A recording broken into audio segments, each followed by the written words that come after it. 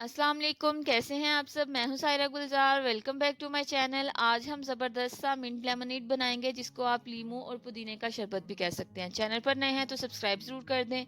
तो चले हम सबसे पहले पुदीने को डंडियों से अलग कर लेते हैं। इसमें सिर्फ हम पुदीने के पत्ते यूज़ करेंगे।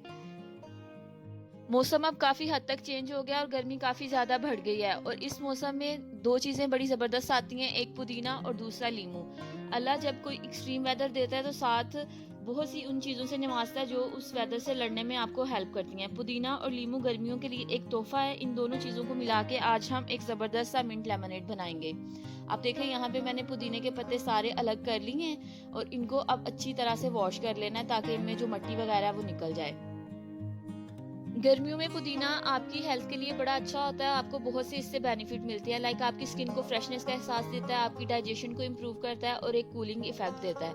अच्छे से पुदीना वॉश करके अब इसको हम एक ब्लेंडर जार में डालेंगे।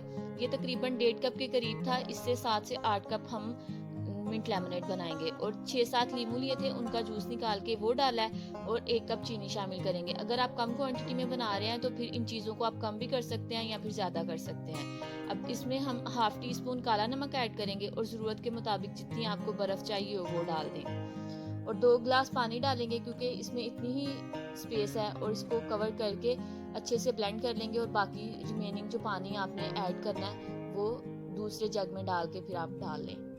तकरीबन 3 से 4 मिनट तक आपने ब्लेंडर को चलाए रखना है, ताकि जो पत्ते हैं वो अच्छी तरह से पिस जाएं। आप देखें कितना ज़बरदस्त सा ग्रीन सा कलर आया है। अब इसको हम बंद करेंगे और एक जग लें, उसमें आपको जितनी रिक्वायर्ड बर्फ़ है वो डालें।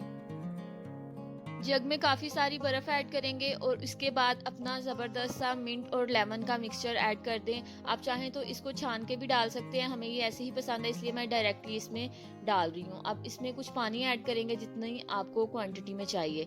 हल्का सा स्टर करेंगे ताकि सारी चीज़ें अच्छे से मिक्स हो जाएं। अब इसको सर्व करने के लिए आप इसमें ऊपर से कटे हुए लीमू शामिल कर सकते हैं। जिस तरह से आपने इसको डेकोरेट करना है आप यूज़ करें। इस रेसिपी को ज़रूर ट्राई करिएगा और इसका फीडबैक मेरे साथ शेयर करिएगा।